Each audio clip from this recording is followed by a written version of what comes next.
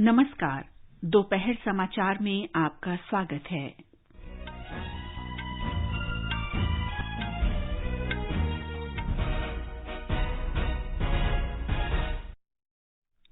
प्रधानमंत्री नरेंद्र मोदी ने टोक्यो में जापान के पूर्व प्रधानमंत्री शिंजो आबे के अंतिम संस्कार के राजकीय आयोजन में शामिल होकर उन्हें श्रद्धांजलि दी। राष्ट्रपति द्रौपदी मुर्मू ने बेंगलुरु में हिंदुस्तान एरोनॉटिक्स लिमिटेड के एकीकृत क्रायोजेनिक इंजन निर्माण संयंत्र का उद्घाटन किया। उन्होंने देश को आत्मनिर्भर बनाने में इसरो और एचएएल की भूमिका की सराहना की। जांच एजेंसियों ने देश के कई राज्यों में पॉपुलर फ्रंट ऑफ इंडिया से जुड़े स्थानों पर छापेमारी की। उच्चतम न्यायालय की संविधान पीठों की कार्यवाही का आज से सीधा प्रसारण। उच्चतम न्यायालय ने ताजमहल के 500 मीटर के दायरे में सभी व्यावसायिक गतिविधियों को रोकने का निर्देश दिया। सूचना और प्रसारण मंत्री अनुराग ठाकुर ने सुप्रसिद्ध अभिनेत्री आशा पारेख को दादा साहब फाल्के पुरस्कार दिए जाने की घोषणा की। और संयुक्त राष्ट्र महासभा में नेपाल और भूटान ने कोविड रोधी टीके की आपूर्ति के लिए भारत का आभार व्यक्त किया।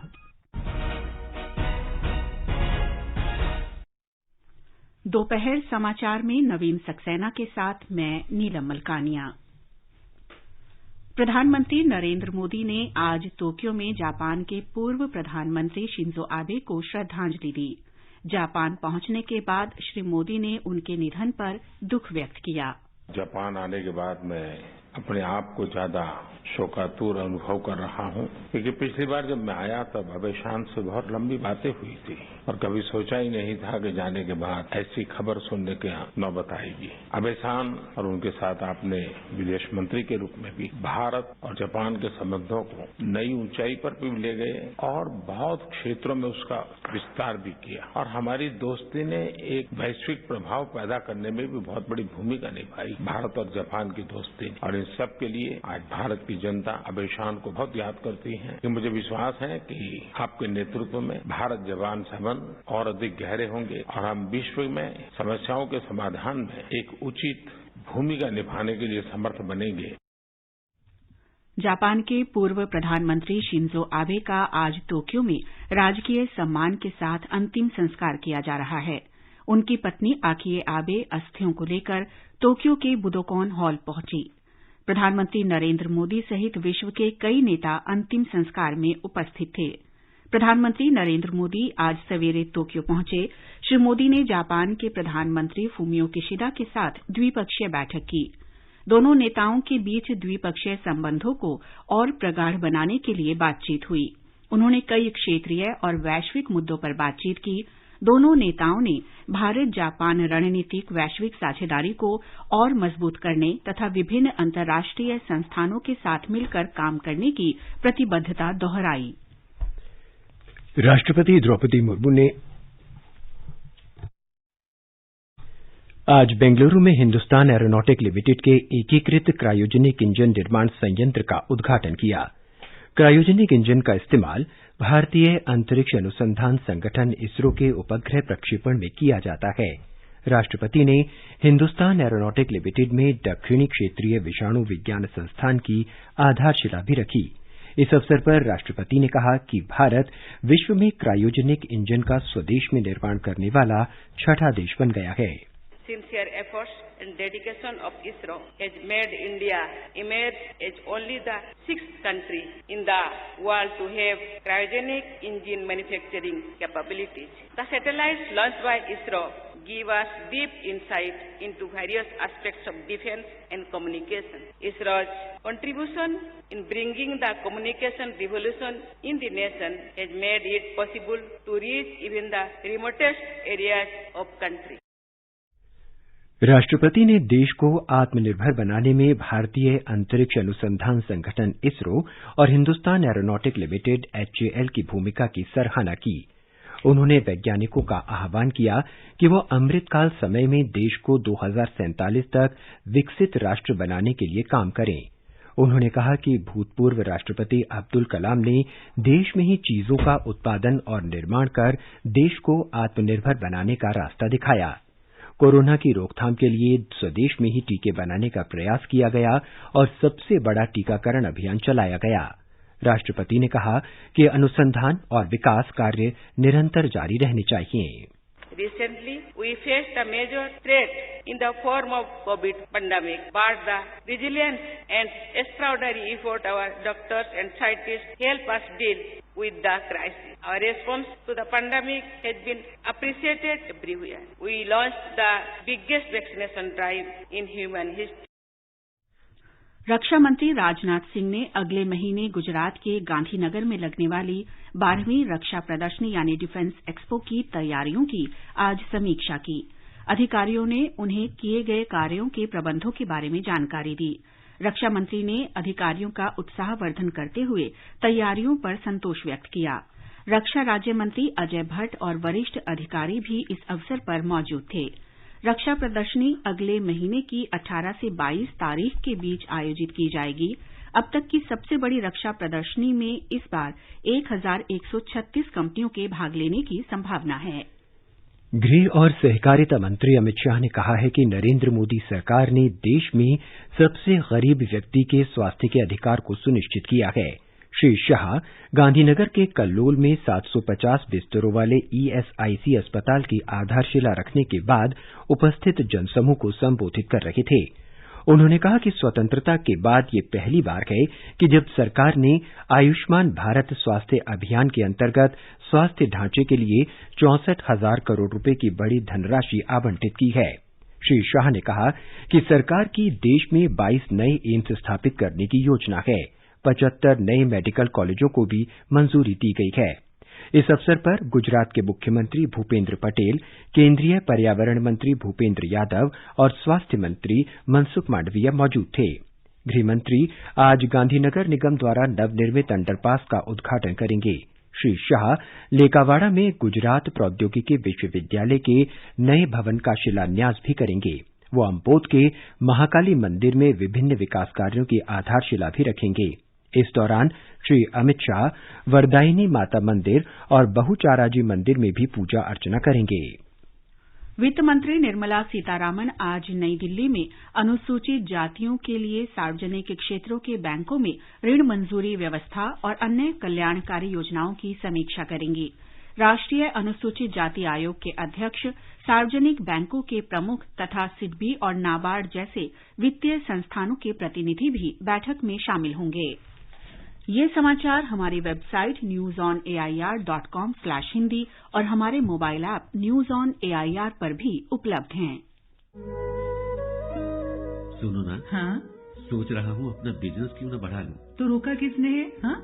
रोका तो किसी ने नहीं, पर समझ नहीं आ रहा कि मदद किससे मांगूं। मुझसे। तुमसे? तो अच्छा बताओ फिर। आकाशवाणी है ना, मैंने सुना है उसका नेटवर्क देश भर में फैला है। पर उससे मेरा क्या फायदा? देखो, फायदा है। जिस शहर में चाहो विज्ञापन की मदद से उपभोक्ताओं तक पहुंच जाओ। पर अब ये भी तो बता दो कि आकाशवाणी से संपर्क कैसे करूं? बहुत आसान है, मैं बताती हूँ। नंबर नोट करो, 870-001-4242। ओ 870-001-4242। लो अभी फोन लगाता हूँ 870-001-4242 पर।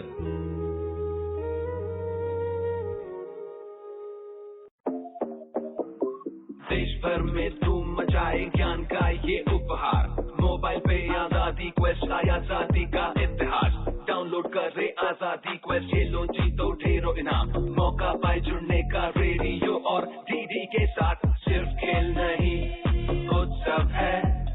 आजादी का अमृत महोत्सव है।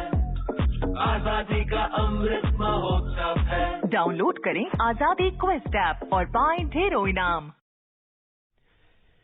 दोपहर समाचार में आपका फिर स्वागत है।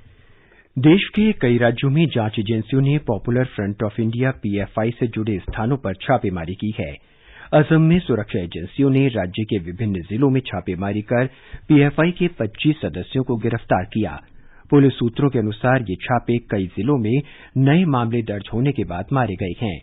इनमें से ग्वालपाड़ा जिले में 10 जबकि कामरूप जिले से 5 कार्यकर्ताओं को गिरफ्तार किया गया है। कर्नाटक में भी पुलिस ने आज पीएफआई के कार्यालयों और उसके कार्यकर्ताओं के आवासों पर छापेमारी कर 40 से अधिक कार्यकर्ताओं को हिरासत में लिया। पुलिस सूत्रों ने बताया कि केरल और तमिलनाडु में पीएफआई के कार्यकर्ताओं द्वारा की गई हिंसा के बाद किसी अप्रिय घटना को रोकने के लिए ये कार्रवाई की गई है। महाराष्ट्र में आज राज्य पुलिस की छापेमारी में पीएफआई के 20 सदस्यों को गिरफ्तार किया गया है। औरंगाबाद से 13, मराठवाड़ा क्षेत्र के अन्य भागों से 7 और सोलापुर से 1 सदस्य को गिरफ्तार किया गया है। आतंकरोधी दस्ता एटीएस पीएफआई के सदस्यों पर नजर रख रहा है। राज्य पुलिस और एटीएस का साझा अभियान आज तड़के 3 बजे शुरू हुआ। इधर दिल्ली पुलिस ने पॉपुलर फ्रंट ऑफ इंडिया से जुड़े मामले की जांच के सिलसिले में राजधानी दिल्ली में कई स्थानों पर छापे मारे हैं। ये छापे केंद्रीय जांच एजेंसियों से मिली सूचनाओं के आधार पर निजामुद्दीन, शाहीनबाग और अन्य इलाकों में मारे गए हैं। पुलिस ने कहा है कि 30 लोगों को गिरफ्तार किया गया है।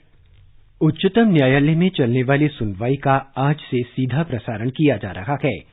शीर्ष न्यायालय की 3 संवैधानिक पीठों के समक्ष होने वाली सुनवाइयों को webcast.gov.in/sc पर देखा जा सकता है। न्यायालयों में आज शिक्षण संस्थानों में दाखिलों के साथ साथ रोजगार में आर्थिक रूप से कमजोर वर्ग के लिए 10% आरक्षण से जुड़ी याचिका की सुनवाई संविधान पीठ के सामने चल रही है। महाराष्ट्र के राजनीतिक संकट और दिल्ली में प्रशासनिक सेवा के अधिकारियों पर नियंत्रण से संबंधी केंद्र के निर्णय को चुनौती देने वाली याचिकाओं की भी आज सुनवाई होगी। 5 न्यायाधीशों की पीठ की अध्यक्षता भारत के प्रधान न्यायाधीश उदय लमेश ललित कर रहे हैं। ये पीठ आज आर्थिक रूप से कमजोर वर्ग के लिए आरक्षण मामले को चुनौती देने वाली याचिकाओं की सुनवाई कर रही है। उच्चतम न्यायालय ने आगरा विकास प्राधिकरण को ताजमहल परिसर की दीवार से 500 मीटर के दायरे में सभी कारोबारी गतिविधियों पर रोक लगाने का निर्देश दिया है। न्यायमूर्ति संजय किशन कौल और एएस ओका की पीठ ने आगरा विकास प्राधिकरण को आदेश पर अमल सुनिश्चित करने को कहा है। शीर्ष न्यायालय ने यूनेस्को की सूची में शामिल विश्व धरोहर ताजमहल परिसर की दीवार से 500 मीटर के दायरे में व्यावसायिक गतिविधियों पर रोक के संबंध में अधिकारियों को निर्देश देने वाली याचिका पर सुनवाई की। आगे बढ़ने से पहले मुख्य समाचारों पर एक नजर। प्रधानमंत्री नरेंद्र मोदी ने टोक्यो में जापान के पूर्व प्रधानमंत्री शिंजो आबे के अंतिम संस्कार के राजकीय आयोजन में शामिल होकर उन्हें श्रद्धांजलि दी। राष्ट्रपति द्रौपदी मुर्मू ने बेंगलुरु में हिंदुस्तान एरोनॉटिक्स लिमिटेड के एकीकृत क्रायोजेनिक इंजन निर्माण संयंत्र का उद्घाटन किया। उन्होंने देश को आत्मनिर्भर बनाने में इसरो और एचएएल की भूमिका की सराहना की। जांच एजेंसियों ने देश के कई राज्यों में पॉपुलर फ्रंट ऑफ इंडिया से जुड़े स्थानों पर छापेमारी की। उच्चतम न्यायालय की संविधान पीठों की कार्यवाही का आज से सीधा प्रसारण। उच्चतम न्यायालय ने ताजमहल के 500 मीटर के दायरे में सभी व्यावसायिक गतिविधियों को रोकने का निर्देश दिया। सूचना और प्रसारण मंत्री अनुराग ठाकुर ने सुप्रसिद्ध अभिनेत्री आशा पारेख को दादा साहेब फाल्के पुरस्कार दिए जाने की घोषणा की। और संयुक्त राष्ट्र महासभा में नेपाल और भूटान ने कोविड रोधी टीके की आपूर्ति के लिए भारत का आभार व्यक्त किया। भूटान और नेपाल ने वैक्सीन मैत्री पहल के अंतर्गत कोविड टीके की आपूर्ति करने के लिए भारत के प्रति आभार व्यक्त किया है। संयुक्त राष्ट्र महासभा के सत्र को संबोधित करते हुए भूटान के विदेश मंत्री ल्योम्पो तंदी दोर्जी ने कहा कि देश के 90% से अधिक लोगों का टीकाकरण भारत सहित मित्र देशों के सहयोग से ही संभव हो सका है। नेपाल के विदेश सचिव भरतराज पौड्याल ने भी टीके देने के लिए भारत की प्रशंसा की है। भारत सरकार की टीका मैत्री पहल के अंतर्गत 250 करोड़ से अधिक कोविड टीके 100 देशों को दिए गए हैं। इनमें नेपाल को दिए गए लगभग 95 लाख और भूटान को दिए गए 5,50,000 टीके शामिल हैं। अमेरिका ने कहा है कि यदि रूस यूक्रेन पर परमाणु हथियार का इस्तेमाल करता है तो उसे विनाशकारी परिणाम भुगतने होंगे। अमेरिका के विदेश मंत्री एंटनी ब्लिंकन ने ये बात कही। इससे पहले रूस के राष्ट्रपति व्लादिमीर पुतिन ने चेतावनी दी थी कि वो रूस की रक्षा के लिए किसी भी हद तक जा सकते हैं।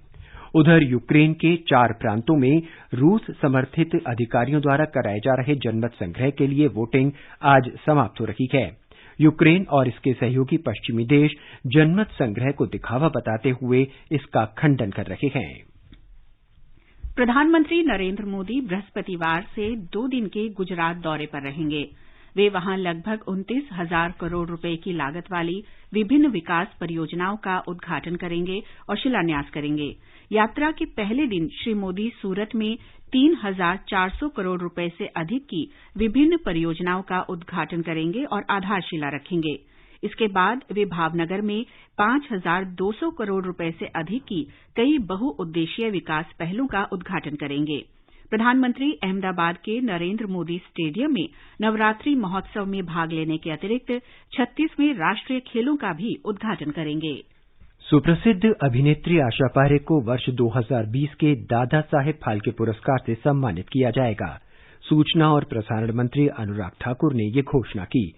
उन्होंने कहा कि ये घोषणा करते हुए उन्हें गर्व हो रहा है कि दादा साहेब फाल्के पुरस्कार की निर्णायक समिति ने आशा पारेख जी को भारतीय सिनेमा को उनके अनुकरणीय योगदान के लिए इस पुरस्कार से सम्मानित करने का निर्णय लिया है। 68वें नेशनल फिल्म अवार्ड्स में इस बार दादा साहब फाल्के अवार्ड प्रख्यात फिल्म अभिनेत्री जिन्होंने 95 से ज्यादा फिल्में की हैं आशा पारेख जी को दिया जा रहा है। मैं इनको बहुत बहुत बधाई और शुभकामनाएं देता हूं। 30 सितंबर को दिल्ली में भारत की राष्ट्रपति Shrimati Draupadi Murmu ji national film awards भी देंगी और दादा साहब फाल्के अवार्ड के भी विजेता आशा पारेख जी को उस समय सम्मानित किया जाएगा। श्री अनुराग ठाकुर ने घोषणा की कि 68वां राष्ट्रीय फिल्म पुरस्कार समारोह इस महीने की 30 तारीख को आयोजित किया जाएगा। राष्ट्रपति द्रौपदी मुर्मू इसकी अध्यक्षता करेंगी। सुप्रसिद्ध अभिनेत्री आशा पारेख के जीवन पर आधारित समाचार कक्ष की ओर से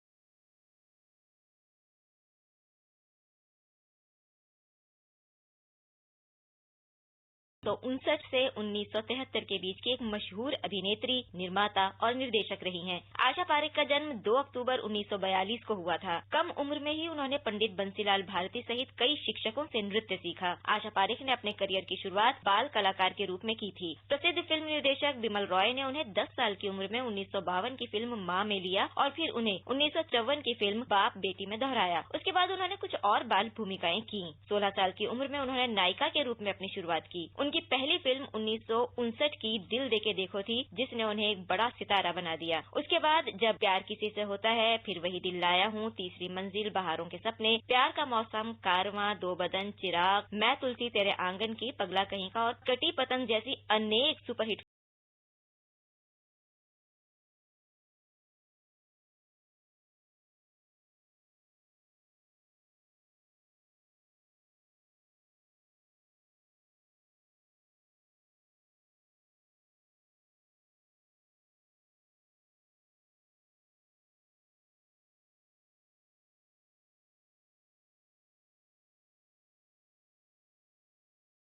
के योगदान के लिए उन्हें अनेक पुरस्कारों के अलावा भारत सरकार की ओर से दिए जाने वाले चौथे सर्वोच्च पुरस्कार पद्मश्री से 1992 में सम्मानित किया गया। और अब 68वें राष्ट्रीय फिल्म पुरस्कार समारोह में 30 सितंबर को राष्ट्रपति द्रौपदी मुर्मू आशा पारेख को सर्वश्रेष्ठ फिल्म पुरस्कार दादा साहेब फाल्के से सम्मानित करेंगी। समाचार कक्ष से मैं नईम अख्तर।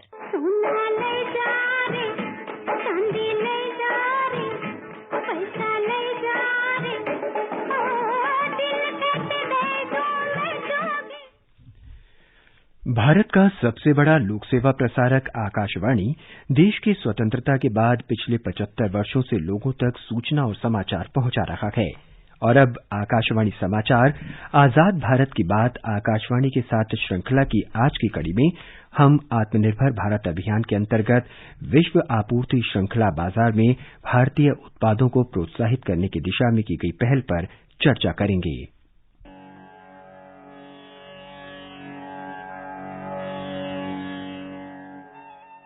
आज हम इस तथ्य तथ्य को जानेंगे कि कोविड महामारी के दौरान भारत आत्मनिर्भर होकर कैसे उभरा। आत्मनिर्भर भारत अभियान प्रधानमंत्री नरेंद्र मोदी के न्यू इंडिया की परिकल्पना को साकार करता है। इसका उद्देश्य देश को वैश्विक अर्थव्यवस्था का महत्वपूर्ण और बड़ा हिस्सा बनाना तथा ऐसी नीतियों को लागू करना है जो प्रभावी, प्रतिस्पर्धी, लचीली और आत्मनिर्भर हों। प्रधानमंत्री नरेंद्र मोदी ने 12 मई 2020 को देश में कोविड महामारी से मुकाबले के लिए 20 लाख करोड़ रुपए के विशेष व्यापक आर्थिक पैकेज की घोषणा की। प्रधानमंत्री ने आत्मनिर्भर भारत के 5 स्तंभ बताए: अर्थव्यवस्था, बुनियादी ढांचा, प्रणाली, जनसांख्यिकी और मांग। भारत की संकल्प शक्ति ऐसी है कि भारत आत्मनिर्भर बन सकता है।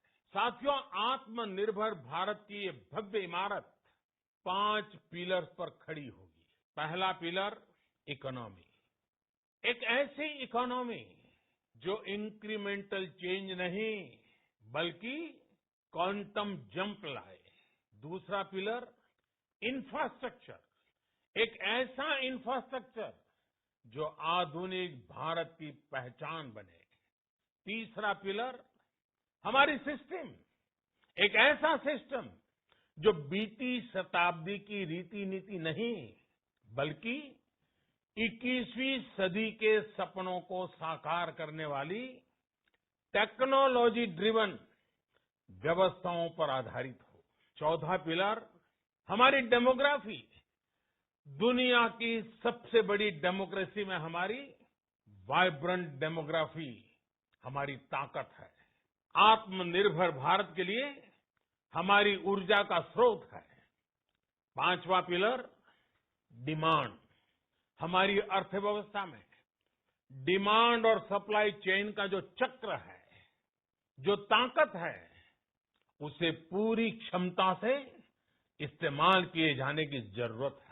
12 अक्टूबर 2020 को आत्मनिर्भर भारत पैकेज 2.0 और 12 नवंबर 2020 को आत्मनिर्भर भारत पैकेज 3.0 की घोषणा की गई। आत्मनिर्भर भारत अभियान के अंतर्गत सरकार ने सूक्ष्म, लघु और मध्यम उद्यम, कृषि, मत्स्य और खाद्य प्रसंस्करण जैसे विभिन्न क्षेत्रों को सहयोग देने के लिए कई उपाय किए। इस अभियान में गरीब, किसान और प्रवासी मजदूरों पर भी विशेष ध्यान दिया गया। देश की आत्मनिर्भरता इस तथ्य से ही स्पष्ट है कि मार्च 2020 से पहले व्यक्तिगत सुरक्षा उपकरण किट के शून्य उत्पादन से प्रतिदिन 5 लाख से अधिक पीपीई किट का उत्पादन करने की क्षमता देश में विकसित हुई। देश में कोविड महामारी की शुरुआत में एक ही जांच प्रयोगशाला थी जो बढ़कर 3,300 से अधिक हो गई है। भारत दुनिया भर में सबसे सस्ती आरटीपीसीआर जांच करता है। सरकार ने N95 मास्क, दवाइयां और भारत में निर्मित वेंटिलेटर और उनकी उपलब्धता के लिए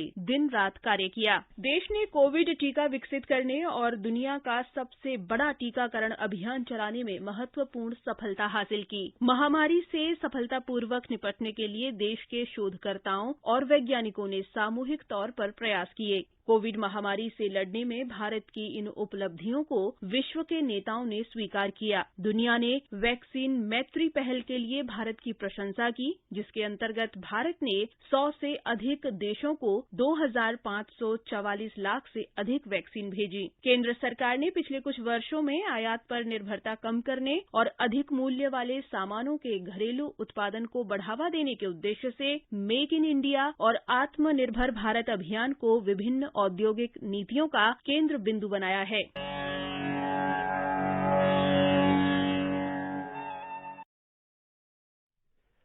आजाद भारत की बात आकाशवाणी के साथ कार्यक्रम Twitter @AIR news alerts, YouTube channel news on AIR official, news on AIR app, Facebook और इंस्टाग्राम पर सुना जा सकता है।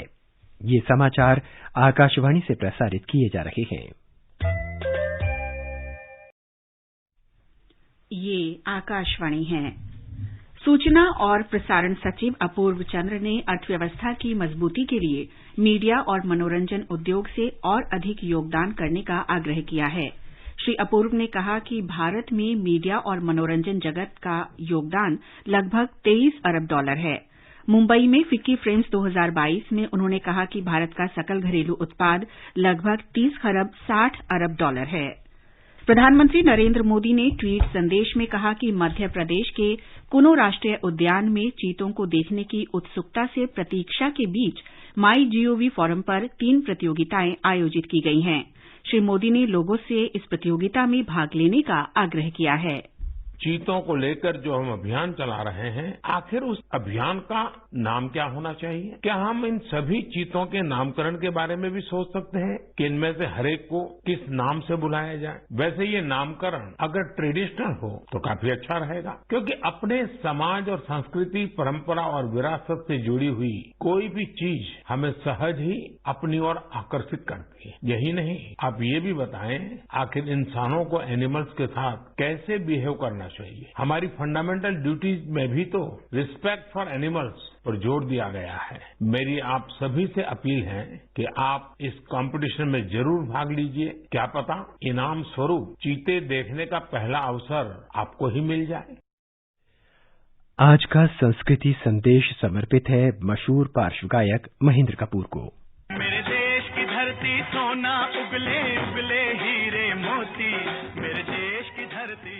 महेंद्र कपूर की आज पुण्यतिथि है। 1953 में फिल्म मदमस्त में गाए साहिर लुधियानवी के गीत से उन्होंने अपने फिल्मी करियर की शुरुआत की। 1968 में उपकार के मेरे देश की धरती सोना उगले के लिए उन्हें सर्वश्रेष्ठ पार्श्व गायक का पुरस्कार मिला। 1963 में गुमराह के गीत चलो एक बार फिर से के लिए, 1974 में रोटी कपड़ा और मकान के गीत के लिए, 1967 में हमराज के गीत नीले गगन के तले के लिए भी उन्हें फिल्म फेयर पुरस्कार से सम्मानित किया।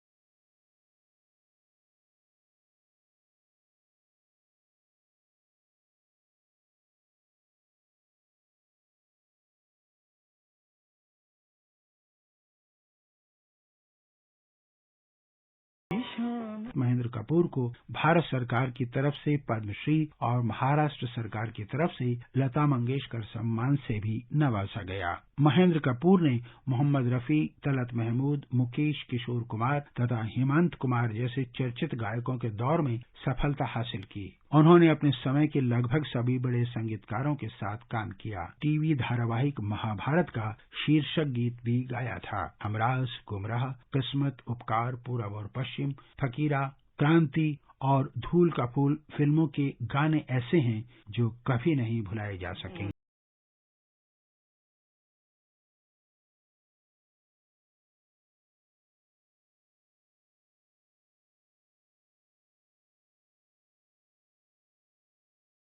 आयुष्मान भारत डिजिटल अभियान को आज 1 वर्ष पूरा हो गया है। ये योजना डिजिटल स्वास्थ्य देखभाल परिदृश्य को बदल रही है। योजना के अंतर्गत अब तक 24 करोड़ 38 लाख से अधिक आयुष्मान भारत स्वास्थ्य खाते आभा बनाए गए हैं। केंद्रीय स्वास्थ्य मंत्री डॉ मनसुख मांडविया ने कहा कि देश के नागरिकों को डिजिटल स्वास्थ्य सेवाएं प्रदान करने के लिए आज से 1 वर्ष पहले डिजिटल अभियान की शुरुआत की गई थी। महान क्रांतिकारी, विद्वान और समाज सुधारक राजा राममोहन राय की आज पुण्यतिथि है। 1833 में इंग्लैंड के ब्रिस्टल में आज ही के दिन उनका निधन हुआ था। राजा राममोहन राय ने सामाजिक और धार्मिक सुधारों के लिए आत्मीय सभा की स्थापना की और महिलाओं के अधिकारों के लिए अभियान चलाया। आज विश्व पर्यटन दिवस है। इस दिवस को मनाने का उद्देश्य अंतर्राष्ट्रीय समुदाय में पर्यटन के महत्व और इसके सामाजिक, सांस्कृतिक, राजनीतिक और आर्थिक मूल्यों के प्रति जागरूकता पैदा करना है। अंत में मुख्य समाचार एक बार फिर। प्रधानमंत्री नरेंद्र मोदी ने टोक्यो में जापान के पूर्व प्रधानमंत्री शिंजो आबे के अंतिम संस्कार के राजकीय आयोजन में शामिल होकर उन्हें श्रद्धांजलि दी। राष्ट्रपति द्रौपदी मुर्मू ने बेंगलुरु में हिंदुस्तान एरोनॉटिक्स लिमिटेड के एकीकृत क्रायोजेनिक इंजन निर्माण संयंत्र का उद्घाटन किया। उन्होंने देश को आत्मनिर्भर बनाने में इसरो और HAL की भूमिका की सराहना की। जांच एजेंसियों ने देश के कई राज्यों में पॉपुलर फ्रंट ऑफ इंडिया से जुड़े स्थानों पर छापेमारी की। उच्चतम न्यायालय की संविधान पीठों की कार्यवाही का आज से सीधा प्रसारण। उच्चतम न्यायालय ने ताजमहल के 500 मीटर के दायरे में सभी व्यावसायिक गतिविधियों को रोकने का निर्देश दिया। सूचना और प्रसारण मंत्री अनुराग ठाकुर ने सुप्रसिद्ध अभिनेत्री आशा पारेख को दादा साहब फाल्के पुरस्कार दिए जाने की घोषणा की। और संयुक्त राष्ट्र महासभा में नेपाल और भूटान ने कोविड रोधी टीके की आपूर्ति के लिए भारत का आभार व्यक्त किया। इसके साथ ही दोपहर समाचार का ये अंक समाप्त हुआ। नमस्कार।